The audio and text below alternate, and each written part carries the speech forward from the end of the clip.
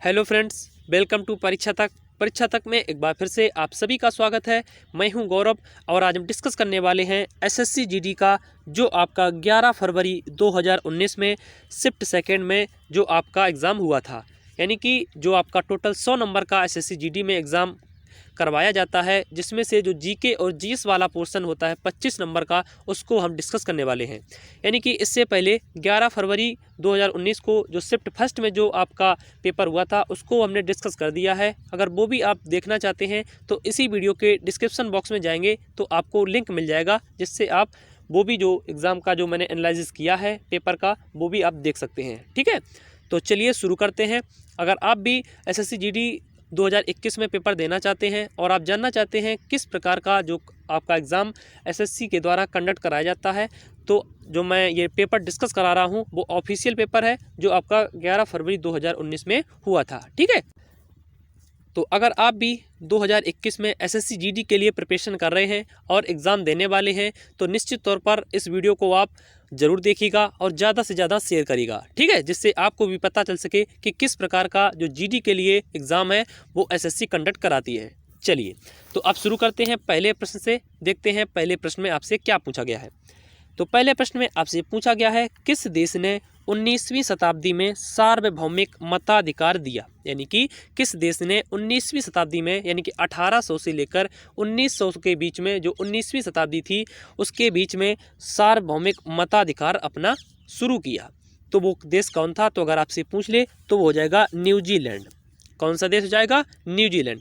New Zealand जिसने अपना जो सार्वभौमिक मताधिकार था उसको 1993 यानी कि 1893 में शुरू किया था। ठीक है, ऑप्शन नंबर जो बी में लिखा हुआ भारत। भारत से डिस्कस कर देते हैं कि भारत में कब से मताधिकार शुरू हुआ। तो 1950 यानी कि 1950 से भारत में भी मताधिकार शुरू हुआ था। ठीक है, मताधिकार से एक पॉइंट आप नोट कर लीजिएगा, इंपॉर्टेंट है, अगर आपसे पूछ ले तो याद रखिएगा। जो वोट डालने की उम्र 21 से 18 वर्ष घटाकर कर दी गई थी। अगर आपसे पूछ ले किस संविधान संशोधन के तहत हुआ था, तो वो था 61वां संविधान संशोधन। कौन था? 61वां संविधान संशोधन। अगर पूछ ले किस वर्ष हुआ था, तो 1989 में हुआ था। ठीक है, जो कि पहले जो वोट डालने की उम्र थी वो 21 वर्ष थी, जिसको घटाकर 18 वर्ष कर दिया गया 61वें संविधान संशोधन के तहत। अगर पूछ ले कब कर दिया गया, तो 1989 यानी कि 1989 में। ठीक है, तो क्वेश्चन के साथ साथ हम जो भी इंपॉर्टेंट जो पॉइंट बनने वाले होंगे उनको भी डिस्कस करते चलेंगे, ताकि अगर कोई भी पॉइंट इससे निकल कर आपके एग्जाम में पूछा जाए तो आप आसानी से उसको फाइंड आउट कर सकें। ठीक है, चलिए तो देखते हैं अगला प्रश्न। तो अगले प्रश्न पर बढ़ने से पहले, अगर आप इस चैनल पर नए हैं और अपनी बेस्ट प्रिपरेशन करना चाहते हैं तो अभी आप इस चैनल को सब्सक्राइब जरूर कर लें। ठीक है, अगर आपका भी लक्ष्य है 2021 में वर्दी पाने का और आप वही पढ़ना चाहते हैं जो एग्जाम के दृष्टिकोण से महत्वपूर्ण हो, तो अभी आप इस चैनल को सब्सक्राइब कर लें। अगर वीडियो पूरा देखने के बाद अगर आपको वीडियो पसंद आता है तो वीडियो को लाइक जरूर करिएगा और ज़्यादा से ज़्यादा शेयर करिएगा। ठीक है, चलिए अब देखते हैं अगले प्रश्न। प्रश्न नंबर 2। अब बात करते हैं क्वेश्चन नंबर 2 की। क्या कह रहा है? ओडिशा में सबसे बड़ी अप्रवाही झील कौन सी है? तो अगर आपसे पूछ ले ओडिशा में सबसे बड़ी अप्रवाही झील के बारे में, तो वो आपकी हो जाएगी चिल्का झील। कौन सी झील हो जाएगी? चिल्का झील। यानी कि ऑप्शन नंबर जो बी लिखा हुआ है वो इस प्रश्न के लिए राइट हो जाएगा। ठीक है, उसके बाद ए और सी और डी जो आपके ऑप्शन दिए गए हैं इनको भी आप नोट करिएगा। अगर आपसे पूछ ले सांबर झील कहाँ पर स्थित है, तो सांबर झील भी एक खारे पानी की झील है जो कि आपके राजस्थान में स्थित है। कहाँ पर स्थित है? राजस्थान में। ठीक है, उसके बाद जो सी नंबर पर लिखा हुआ है भुजताल झील, अगर ये पूछ ले कि भुजताल झील कहाँ पर स्थित है, तो यह भारत के मध्य प्रदेश राज्य में स्थित है। ठीक है, अगर आपसे बुलर झील पूछ ले तो बुलर झील जो है ये आपके जम्मू कश्मीर राज्य में स्थित है। ठीक है, सांबर झील राजस्थान में स्थित है, चिल्का झील आपके उड़ीसा में स्थित है। उसके बाद जो भुजताल झील लिखा हुआ है ये आपके मध्य प्रदेश में स्थित है, और जो बुलर झील है ये आपके जम्मू कश्मीर राज्य में स्थित है। ठीक है, सभी को आप नोट कर लीजिएगा। चलिए देखते हैं अगला प्रश्न। प्रश्न नंबर 3 क्या कह रहा है? निम्न में एक ऐसे नृत्य का रूप है जो कला में हिंदू और मुस्लिम विशिष्टता के अद्भुत संयोग को दर्शाता है। यानी कि आपको उस नृत्य का नाम बताना है ऑप्शन में से जो हिंदू और मुस्लिम के बीच में एक विशेष संयोग को दर्शाता है। ठीक है, तो वो आपका नृत्य है कथक नृत्य। कौन सा नृत्य है? कथक, जो कि मुस्लिम और हिंदू में आपस में संयोग को दर्शाता है। ठीक है, कथक नृत्य अगर आपसे पूछ ले यह मुख्य तौर से कहाँ पर किया जाता है, तो कथक नृत्य जो आपका है यह मुख्य रूप से आपके उत्तर भारत यानी कि नॉर्थ इंडिया में किया जाता है। ठीक है, फिर आपसे अगर पूछ ले कथक नृत्य जो है इसके प्रसिद्ध कलाकार कौन से हुए हैं, तो बिरजू महाराज जो है वो कथक नृत्य के प्रसिद्ध कलाकार हुए हैं। ठीक है, उसके बाद ऑप्शन नंबर ए में लिखा हुआ है भरतनाट्यम। तो अगर आपसे पूछ ले भरतनाट्यम कहाँ का क्लासिकल डांस है, तो भरतनाट्यम जो है ये आपका तमिलनाडु का क्लासिकल डांस है। ठीक है, कहाँ का है? तमिलनाडु का। ठीक है, उसके बाद ऑप्शन नंबर अगर डी देखें तो लिखा हुआ है कथकली। तो कथकली अगर आपसे पूछ ले तो यह जो आपका नृत्य है यह मुख्य रूप से केरल में पाया जाता है। किस राज्य में किया जाता है? केरल राज्य में।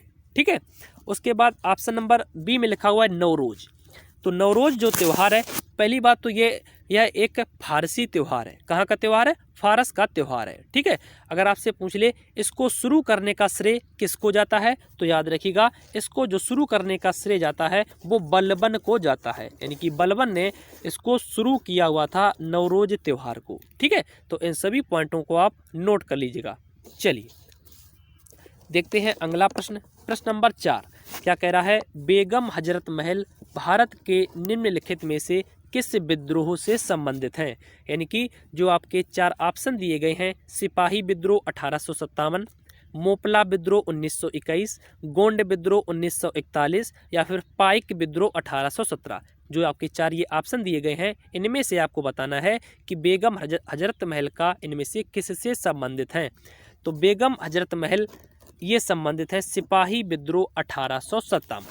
सिपाही विद्रोह 1857 जो कि शुरू हुआ था आपके मेरठ की छावनी से। कहाँ से शुरू हुआ था? मेरठ की छावनी से, जिसको शुरू जो करने का श्रेय जाता है वो मंगल पांडे को जाता है। ठीक है, जब यह 1857 का जो सिपाही विद्रोह शुरू हुआ था इसका जो नेतृत्व किया था लखनऊ से वो बेगम हजरत महल ने किया था। आपसे पूछा जाता है कि 1857 की क्रांति का लखनऊ से जो नेतृत्व करने वाली महिला थी वो कौन थी? बेगम हजरत महल थी। ठीक है, अब देख लेते हैं जो भी आपके ऑप्शन रखे हुए हैं।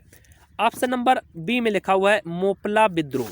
तो अगर आपसे पूछ ले मोपला विद्रोह कब शुरू हुआ था, तो यह 1921 में शुरू हुआ था। ठीक है, फिर उसके बाद अगर आपसे पूछ ले मोपला विद्रोह किस राज्य से संबंधित है या किस राज्य में शुरू हुआ, तो यह केरल राज्य में शुरू हुआ था या केरल राज्य से संबंधित है मोपला विद्रोह। ठीक है, उसके बाद ऑप्शन नंबर सी में लिखा हुआ है गोंड विद्रोह। तो अगर आपसे पूछ ले गोंड विद्रोह कब शुरू हुआ, तो यह 1941 यानी कि 1941 में गोंड विद्रोह शुरू हुआ था। ठीक है, अगर आपसे पूछ ले इसका संबंध किस राज्य से है या किस शहर से है, तो इसका संबंध हैदराबाद से है। कहाँ से संबंध है? हैदराबाद से। ठीक है, हैदराबाद जो कि आपका मूसी नदी के तट पर स्थित है। ऑप्शन नंबर डी में लिखा हुआ है पाइका विद्रोह। क्या लिखा हुआ है? पाइका विद्रोह। तो अगर आपसे पूछ ले पाइका विद्रोह कब शुरू हुआ, तो यह 1817 यानी कि 1817 में पाइक विद्रोह शुरू हुआ था। ठीक है, फिर अगर आपसे पूछ ले किस राज्य से संबंधित है, तो यह इसका संबंध ओडिशा राज्य से है। यानी कि पाइका विद्रोह ओडिशा राज्य में शुरू हुआ था। ठीक है, उसके बाद अगर आपसे पूछ ले जो पाइका विद्रोह है इसका नेतृत्व किसने किया था, ये इंपॉर्टेंट पॉइंट है, तो उस व्यक्ति का आप नाम नोट कर लीजिएगा, जगबंधु विद्याधर। कौन थे? जगबंधु विद्याधर जी के द्वारा इसका नेतृत्व किया गया था पाइक विद्रोह का। ठीक है, तो इन सभी को आप नोट करिएगा। मोपला विद्रोह 1921 केरल से संबंधित है, गोंड विद्रोह 1941 हैदराबाद से संबंधित है, पाइक विद्रोह 1817 जिसका संबंध ओडिशा से है। ठीक है, चलिए अब बात करते हैं क्वेश्चन नंबर 5 की। क्या कह रहा है? A century is not enough किसकी पुस्तक है?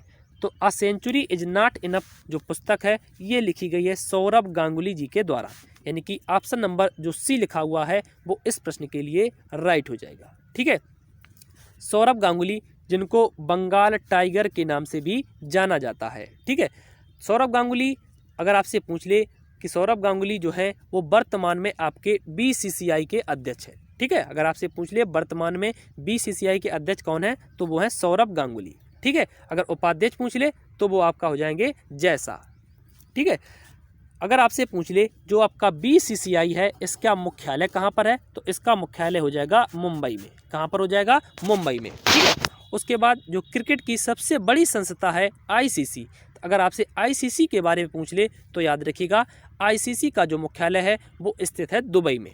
कहाँ पर स्थित है? दुबई में। ठीक है, उसके बाद आपसे पूछ लेता है आईसीसी के वर्तमान में चेयरपर्सन कौन है तो ग्रेग बार्कले जो कि न्यूजीलैंड के हैं वो वर्तमान में चेयरपर्सन है। ठीक है, अगर आईसीसी की आपसे स्थापना पूछ ले तो 1909 में आईसीसी की स्थापना हुई थी। तो इतने सारे पॉइंटों को आप नोट कर लीजिएगा, ये इंपॉर्टेंट पॉइंट थे। ठीक है, चलिए अब बात करते हैं प्रश्न नंबर 6 की। क्या कह रहा है? राष्ट्रीय रोजगार गारंटी अधिनियम कब पारित हुआ था? तो राष्ट्रीय रोजगार गारंटी अधिनियम जिसको नरेगा के नाम से जाना गया था वो आपका शुरू हुआ था 2005 में। कब शुरू हुआ था? 2005 में, यानी कि ऑप्शन नंबर जो बी लिखा हुआ है वो इस प्रश्न के लिए राइट हो जाएगा। चलिए देखते हैं अगला प्रश्न, प्रश्न नंबर 7। अब बात करते हैं प्रश्न नंबर 7 की। क्या कह रहा है? स्टैचू ऑफ यूनिटी में किसकी प्रतिमा है? यानी स्टैचू ऑफ यूनिटी जो है उसमें किसकी प्रतिमा है? पहले तो हम डिस्कस करते हैं स्टैचू ऑफ यूनिटी से बनने वाले जितने भी मोस्ट इंपॉर्टेंट पॉइंट हैं। तो अगर आपसे पूछ ले स्टैचू ऑफ यूनिटी कहाँ पर स्थित है तो यह गुजरात में स्थित है। ठीक है, फिर आपसे पूछेगा स्टैचू ऑफ यूनिटी किस नदी के तट पर स्थित है तो नर्मदा नदी के तट पर स्थित है। ठीक है, उसके बाद अगर उस तट का नाम आपसे पूछ ले तो उस तट का जो नाम है वो है केवड़िया तट। ठीक है, केवड़िया तट जहाँ पर अभी हाल में सी प्लेन की भी शुरुआत की गई है। ठीक है, उसके बाद आपसे पूछेगा स्टैचू ऑफ यूनिटी में जो प्रतिमा है वो किसकी है तो वो सरदार वल्लभ भाई पटेल की है। ठीक है, उसके बाद अगर आपसे पूछ ले स्टैचू ऑफ यूनिटी में जिस जो सरदार वल्लभ भाई पटेल की जो प्रतिमा लगी हुई है उसकी टोटल लेंथ कितनी है तो 182 यानी 182 मीटर टोटल लेंथ है जो कि विश्व की सबसे बड़ी स्टैचू है। ठीक है, उसके बाद अगर आपसे पूछे स्टैचू ऑफ यूनिटी के वास्तुकार यानी इसकी प्रतिमा को बनाने का जो एक स्ट्रक्चर दिया था वो किसने दिया था? वो थे राम सुतार जी। ठीक, कौन थे? राम सुतार जी। ठीक है, चलिए अब बात करते हैं क्वेश्चन नंबर 8 की। अब बात करते हैं क्वेश्चन नंबर 8 की। क्या कह रहा है? स्ट्रेट फ्रॉम द हार्ट पुस्तक के लेखक कौन हैं? तो अगर आपसे स्ट्रेट फ्रॉम द हार्ट पुस्तक के बारे में पूछे तो इसे जो लिखने का कार्य किया था वो कपिल देव ने किया था, यानी कि ऑप्शन नंबर जो ए लिखा हुआ है वो इसका राइट हो जाएगा। ठीक है, कपिल देव जिनकी कप्तानी में भारत ने पहली बार क्रिकेट विश्व कप को जीता हुआ था। ठीक है, अगर पूछ ले कब जीता हुआ था तो 1983 यानी कि 1983 में कपिल देव की कप्तानी में भारत ने पहला क्रिकेट विश्व कप जीता हुआ था। ठीक है, अगर आपसे पूछ ले हरियाणा हरिकेन के नाम से कौन जाना जाता है तो वो कपिल देव को ही हरियाणा हरिकेन के नाम से भी जाना जाता है। ठीक है, उसके बाद अगर आपसे पूछ ले क्रिकेट विश्व कप की शुरुआत से लेकर 2019 के वर्ल्ड कप को जोड़कर भारत ने अब तक कितनी बार सेमीफाइनल में प्रवेश किया है, ये कुछ पॉइंट इंपॉर्टेंट है। तो टोटल 7 बार भारत ने अब तक सेमीफाइनल में प्रवेश किया हुआ है। ठीक है, उसके बाद आपसे पूछेगा जो 2011 का विश्व कप भारत ने जीता तो उस समय भारत के टीम के कप्तान कौन थे तो वो थे MS धोनी। ठीक है, अब तक भारत ने 2 बार ही वर्ल्ड कप जीता हुआ है, 1983 में कपिल देव की कप्तानी में, उसके बाद 2011 में MS धोनी की कप्तानी में। ठीक है, चलिए अब देखते हैं अगला प्रश्न, प्रश्न नंबर 9। क्या कह रहा है? स्थानीय सरकार की त्रिस्तरीय प्रणाली में निम्न में शामिल नहीं है। तो अगर आपसे पूछे स्थानीय सरकार की त्रिस्तरीय प्रणाली में कौन सम्मिलित नहीं है तो ग्राम समिति जो है यह सम्मिलित नहीं है। ठीक है, त्रिस्तरीय जो प्रणाली जिससे पंचायती राज व्यवस्था की शुरुआत हुई थी जो कि 20 अक्टूबर 1954 में बलवंत राय जो मेहता उनकी जो समिति बनी थी, सबसे पहले राजस्थान के नागौर में पंचायती राज की व्यवस्था शुरू की गई थी। कब? 20 अक्टूबर आपका 1954 में शुरू की गई थी। ठीक है, कौन सी समिति थी? बलवंत राय मेहता समिति, और कहाँ पर? नागौर में, जो कि राजस्थान में स्थित है। चलिए देखते हैं अगला प्रश्न, प्रश्न नंबर 10। क्या कह रहा है? किस राज्य सरकार की समुद्री तटरेखा सबसे लंबी है? इसको आप यहाँ पर करेक्शन कर लीजिएगा, यहाँ पर पूछा गया किस राज्य की सरकार को मिस्टेक हो गया। तो किस राज्य की समुद्री तटरेखा सबसे लंबी है? तो वो है गुजरात की। किसकी है? गुजरात की, यानी कि ऑप्शन नंबर सी जो लिखा हुआ है वो इसका राइट हो जाएगा। ठीक है, ऑप्शन नंबर ए में लिखा हुआ राजस्थान। तो राजस्थान जो कि क्षेत्रफल की दृष्टि से भारत का सबसे बड़ा राज्य है राजस्थान। ठीक है, ऑप्शन नंबर बी में लिखा हुआ है गोवा। तो गोवा को आप नोट करिएगा, यह भारत का सबसे न्यूनतम क्षेत्रफल वाला प्रदेश है। ठीक है, ऑप्शन नंबर डी में लिखा हुआ है महाराष्ट्र। तो क्षेत्रफल की दृष्टि से अगर आपसे पूछ ले भारत का तीसरा सबसे बड़ा राज्य कौन सा है, तो वह है महाराष्ट्र। पहले पर है राजस्थान, दूसरे पर है मध्य प्रदेश, तीसरे पर है आपका महाराष्ट्र और चौथे नंबर पर आता है उत्तर प्रदेश। ठीक है, अगर आपसे जनसंख्या की दृष्टि से पूछ ले तो सबसे पहले आपका आएगा उत्तर प्रदेश और दूसरे नंबर पर आएगा आपका महाराष्ट्र। ठीक है, चलिए, तो अगर आप एसएससी जीडी 2019 के क्वेश्चन पाना चाहते हैं तो अभी हमारे चैनल को आप सब्सक्राइब जरूर कर लीजिएगा। और आज हम डिस्कस कर रहे हैं जो आपका शिफ्ट सेकंड में 11 फरवरी 2019 को क्वेश्चन पेपर आया हुआ था। ठीक है, तो अगर आपको जो ये क्वेश्चन पेपर है, आपको जो उसका सॉल्यूशन है वो हमारे द्वारा अगर आपको अच्छा लग रहा है तो प्लीज़ इस सेशन को लाइक ज़रूर करिएगा और ज़्यादा से ज़्यादा शेयर करिएगा। ठीक है, ताकि हम और भी जल्दी जल्दी आपके लिए सेशन ला सकें और जितने भी आपकी 54 शिफ्ट जो में आपका पेपर जो कंडक्ट हुआ था उन सभी का डिस्कशन कर सकें। ठीक है, तो ज़्यादा से ज़्यादा अपने दोस्तों के पास शेयर करिएगा और लाइक सभी को करना है। अगर चैनल पर नए हो तो चैनल को सब्सक्राइब करके जाना है।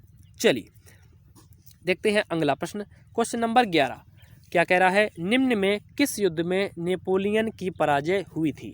तो नेपोलियन बोनापार्ट जो कि फ्रांस से संबंधित है उसकी जो हार हुई थी वो वाटरलू का जो युद्ध हुआ था उसमें इसकी हार हुई थी। ठीक है, वाटरलू का युद्ध जो हुआ था अगर आपसे पूछ ले ये जो युद्ध हुआ था वो हुआ कब था, तो इसको आप नोट करिएगा, 18 जून 1815 को वाटरलू का युद्ध हुआ था जिसमें जो हार हुई थी वो नेपोलियन बोनापार्ट की हुई थी।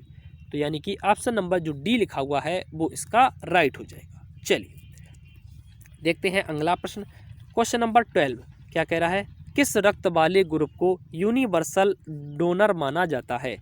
तो जो आपका O- ग्रुप का जो ब्लड है इसको यूनिवर्सल डोनर माना जाता है, यानी कि ऑप्शन नंबर जो ए लिखा हुआ है वो इसका राइट हो जाएगा। चलिए देखते हैं अगला प्रश्न, अब बात करते हैं क्वेश्चन नंबर 13 की। क्या कह रहा है, योजना आयोग का गठन कब हुआ था? पहले तो जो ये योजना आयोग लिखा हुआ है इसका हमने डिटेल में सॉल्यूशन किया हुआ है। योजना आयोग और नीति आयोग के बारे में सब कुछ मैंने डिटेल में बताया हुआ है। इसको अगर आप पढ़ना चाहते हैं तो इसी वीडियो के डिस्क्रिप्शन बॉक्स में जाएंगे तो आपको लिंक मिल जाएगा जिससे आप आसानी से देख सकते हैं। ठीक है, हम 2-4 पॉइंट डिस्कस करते हैं योजना आयोग के बारे में। अगर आपसे पूछ ले योजना आयोग की स्थापना कब हुई, तो 1950 यानी 1950 में इसकी स्थापना हुई थी। अगर पूछ ले इसके प्रथम अध्यक्ष कौन थे, तो पंडित जवाहरलाल नेहरू इसके प्रथम अध्यक्ष थे। ठीक है, उसके बाद अगर आपसे पूछ ले प्रथम उपाध्यक्ष कौन थे, तो गुलजारी लाल नंदा इसके प्रथम उपाध्यक्ष थे। उसके बाद आपसे पूछेगा इसके अंतिम अध्यक्ष कौन थे, तो डॉक्टर जो आपके मनमोहन सिंह जो थे वो इसके अंतिम अध्यक्ष थे। अगर अंतिम उपाध्यक्ष पूछ ले तो वो हो जाएंगे अहलूवालिया। ठीक है, और इसके बाद मोदी सरकार जब 2014 में आई तो इन्होंने 2015 यानी 1 जनवरी 2015 में योजना आयोग के स्थान पर नीति आयोग की स्थापना कर दी। ठीक है, तो इन सभी को आप याद रखिएगा। इसमें पूछा गया था योजना आयोग का गठन तो 1950 यानी कि 1950 में हुआ था। चलिए देखते हैं अगला प्रश्न, क्वेश्चन नंबर 14 क्या कह रहा है, निम्न में कौन सा बहुकोशिकीय जानवर नहीं है? अगर मानव की बात करें तो यह एक बहुकोशिकीय जानवर है, बिल्ली भी एक बहुकोशिकीय है और घोड़ा भी बहुकोशिकीय है। जो आपका अमीबा लिखा हुआ है यह आपका एक कोशिकीय जानवर है, तो ये जो है अमीबा ये आपका राइट आंसर हो जाएगा, यह एक बहुकोशिकीय जानवर नहीं है। चलिए देखते हैं अगला प्रश्न, क्वेश्चन नंबर 15 क्या कह रहा है, MiG-21 से उड़ान भरने वाली प्रथम महिला वायुसेना अधिकारी कौन है? तो MiG-21 से उड़ान भरने वाली प्रथम भारतीय महिला वायुसेना अधिकारी जो है वो है अवनी चतुर्वेदी। कौन है? अवनी चतुर्वेदी, यानी कि ऑप्शन नंबर जो डी लिखा हुआ है वो इसका राइट हो जाएगा। ठीक है, MiG-21 अगर आपसे पूछ ले भारत ने इसको किस देश से खरीदा हुआ था, तो इसको रूस से खरीदा हुआ था। ठीक है, कौन सा? MiG-21। ठीक है, तो अगर आप वीडियो एंजॉय कर रहे हैं, आपको पसंद आ रहा है तो प्लीज़ वीडियो को ज़्यादा से ज़्यादा लाइक करिएगा और ज़्यादा से ज़्यादा अपने दोस्तों के पास शेयर करिएगा। चलिए देखते हैं क्वेश्चन नंबर 16 क्या कह रहा है। प्रथम विश्व युद्ध की याद में बनाई गई निम्न में एक भारतीय स्मारक है। यानी कि प्रथम विश्व युद्ध जो आपका हुआ था 1914 यानी 1914 से लेकर 1918 के बीच में, उनमें से जो भी भारतीय सिपाही इंग्लैंड की तरफ से लड़ने गए थे वो वहाँ पर शहीद हुए थे, उनकी याद में भारत में एक स्मारक बनाई गई है जिसको इंडिया गेट के नाम से जाना जाता है। ठीक है, इंडिया गेट अगर आपसे पूछ ले इसको जो बनाने का कार्य किया गया था वो कब किया गया था, तो 10 फरवरी 1921 में बनाया गया था इसको दिल्ली में। ठीक है, इसको यानी कि इसको अनवील यानी सबको यहाँ पर देखने के लिए इसको कब शुरू किया गया, तो 1931 में इसको अनवील किया गया। ठीक है, उसके बाद पूछेगा इंडिया गेट की डिजाइन किसने की, तो इसको जो डिजाइन यानी वास्तुकार इसके जो है वो है एडविन लुटियंस। कौन है? Edwin Lutyens. ठीक है, तो सभी पॉइंटों को आप नोट कर लीजिएगा। चलिए, तो इसका जो राइट ऑप्शन हो जाएगा वो हो जाएगा ऑप्शन नंबर ए यानी कि इंडिया गेट। अब बात करते हैं क्वेश्चन नंबर 17 की। क्या कह रहा है, निम्न में कौन सा पदार्थ सबसे कठोर है? इनमें से जो ऑप्शन रखे हैं आपको बताना है। तो आपका जो हीरा जो पदार्थ है ये सबसे कठोर है, यानी कि ऑप्शन नंबर जो आपका ए लिखा हुआ है वो इसका राइट हो जाएगा। चलिए, अब देखते हैं अगला प्रश्न। लिखा हुआ है संयुक्त राज्य अमेरिका ने किस वर्ष लोकतांत्रिक संविधान को अपनाया? तो अगर आपसे पूछ ले संयुक्त राज्य अमेरिका ने जो लोकतांत्रिक संविधान अपनाया हुआ था वो अपनाया था 1787 में। कब अपनाया हुआ था? 1787 में, यानी कि ऑप्शन नंबर जो आपका बी लिखा हुआ है वो इसका राइट हो जाएगा। ठीक है, अमेरिका जो क्रांति हुई थी यहाँ पर भी इंग्लैंड ने अपना उपनिवेश बनाया हुआ था। तो अमेरिका की जो क्रांति होती है वो 1775 बोस्टन टी चाय पार्टी की घटना से लेकर 1783 तक होती है। ठीक है, उसके बाद अमेरिका के जो प्रथम वहाँ के राष्ट्रपति बनाए जाते हैं वो जॉर्ज वाशिंगटन बनाए जाते हैं। अगर आपसे पूछ ले कब बनाए गए, तो 1989 में पहले राष्ट्रपति बने थे। और अगर वर्तमान में पूछ ले तो वर्तमान में 46वें नंबर के अमेरिका के जो राष्ट्रपति हैं वो हैं जो बिडेन। कौन से हैं? Joe Biden. अगर वहाँ के उपराष्ट्रपति पूछ ले तो वो हो जाएंगी कमला हैरिस, और ये दोनों जो हैं ये डेमोक्रेटिक पार्टी से बिलोंग करते हैं। ठीक है, चलिए देखते हैं अगला प्रश्न 19 नंबर। क्या कह रहा है, भारत में किस वर्ष 500 और 1000 के नोट अमान्य घोषित किए गए? तो भारत में जो 500 और 1000 के नोट अमान्य घोषित किए गए थे 8 नवंबर 2016 को। कब? 8 नवंबर 2016 को, यानी कि ऑप्शन नंबर जो सी लिखा हुआ है वो इसका राइट हो जाएगा। चलिए देखते हैं अगला प्रश्न, क्वेश्चन नंबर 20। क्या कह रहा है, सबसे छोटा जीवित पक्षी कौन सा है? तो सबसे छोटा जो जीवित पक्षी है वो है हमिंग बर्ड। कौन सा है? हमिंग बर्ड, यानी कि ऑप्शन नंबर जो ए लिखा हुआ है वो इसका राइट हो जाएगा। चलिए देखते हैं अगला प्रश्न 21। क्या कह रहा है, 1192 में तराइन के द्वितीय युद्ध में पृथ्वीराज चौहान किससे पराजित हुए?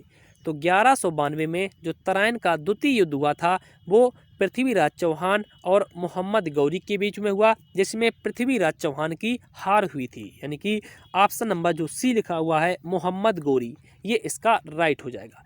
तराइन के जो 3 युद्ध हुए हैं, जो 1191 में तराइन का प्रथम युद्ध हुआ जिसमें पृथ्वीराज चौहान और मोहम्मद गौरी के बीच हुआ, जिसमें मोहम्मद गौरी की हार हुई। उसके बाद तराइन का द्वितीय युद्ध 1192 में हुआ जिसमें मोहम्मद गौरी की जीत हुई, जिन्होंने पृथ्वीराज चौहान को हराया। उसके बाद आपका जो तराइन का तीसरा युद्ध होता है 1215 में, जो कि आपका इल्तुतमिश और एल्दौजा के बीच में होता है। कब होता है? 1215 में इल्तुतमिश और एल्दौजा के बीच में। ठीक है, तो तीनों तराइन के युद्धों को आप याद रखिएगा। चलिए देखते हैं अगला प्रश्न 22। बात करते हैं क्वेश्चन नंबर 22 की। क्या कह रहा है, मिस वर्ल्ड 2017 का खिताब किसने जीता था? तो अगर आपसे पूछे मिस वर्ल्ड 2017 का खिताब, तो ये जीता हुआ था मानुषी छिल्लर ने। किसने जीता हुआ था? मानुषी छिल्लर ने, जो कि भारत की मूल निवासी हैं। ठीक है, ऑप्शन नंबर बी में लिखा हुआ रीता फारिया, ये भी इम्पोर्टेंट है क्योंकि रीता फारिया ने 1966 में मिस वर्ल्ड को जीता हुआ था। 1966 में, ठीक है, कब ये विजेता रही थी? मिस वर्ल्ड 1966 में। ऐसा करने वाली ये भारतीय की प्रथम महिला बनी थी। ठीक है, उसके बाद ऑप्शन नंबर सी में लिखा हुआ लारा दत्ता, तो लारा दत्ता को 2000 में मिस यूनिवर्स भी चुना गया था। ठीक है। लारा दत्ता को 2000 में यूनिवर्स यानी कि मिस यूनिवर्स चुना गया। उसके बाद रीता फारिया को 1966 में मिस वर्ल्ड चुना गया और 2017 में जो मिस वर्ल्ड बनी वो मानुषी छिल्लर बनी। ठीक है, सभी पॉइंटों को आप नोट करिएगा। चलिए देखते हैं अगला प्रश्न, क्वेश्चन नंबर 23 क्या कह रहा है। भारत के स्वतंत्र होने के बाद ओलंपिक में स्वर्ण पदक विजेता हॉकी पर बनी फिल्म निम्न में से है। यानी कि भारत के स्वतंत्र होने के बाद जो भारत ने गोल्ड मेडलिस्ट हॉकी के रूप में जीता, उस पर जो बनी फिल्म है वो कौन सी है। तो वो जो फिल्म बनी है वो बनी है गोल्ड। कौन सी बनी हुई है? गोल्ड, जिसमें जो अभिनेता का जो रोल किया है वो अक्षय कुमार के द्वारा किया गया है। ठीक है, अगर गोल्ड फिल्म के आपसे डायरेक्टर पूछ ले तो डायरेक्टर का नाम आप याद रखिएगा। इसका जो निर्देशन किया गया था वो किया हुआ था रीमा कागती ने। किसने किया हुआ था? रीमा कागती ने। ठीक है, अब बात करते हैं भारतीय हॉकी टीम के बारे में।